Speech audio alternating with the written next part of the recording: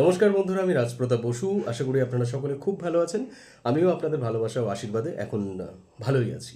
আজ 19শে নভেম্বর রাজপ্রতাপের থেকে রিলিজ হয়েছে কৈলাসের কালচক্র এই গল্পটি।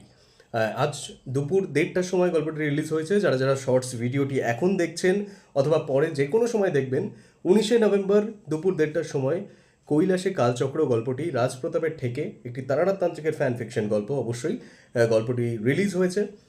যারা যারা শুনতে ইন্টারেস্টেড বা গল্পটির ব্যাপারে জানতে ইন্টারেস্টেড অবশ্যই আমাদের চ্যানেলে গল্পটি শুনে নেবেন।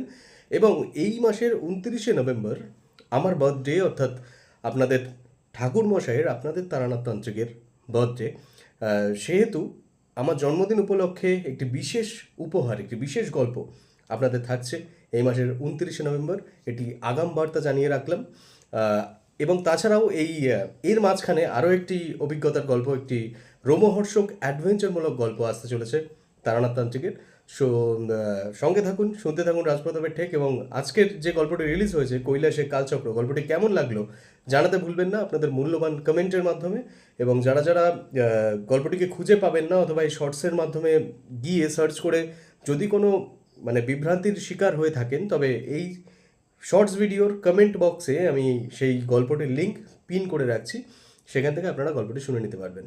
অসংখ্য ধন্যবাদ। শুনতে থাকুন, সঙ্গে থাকুন রাজপ্রতাপের ঠেকের। ধন্যবাদ।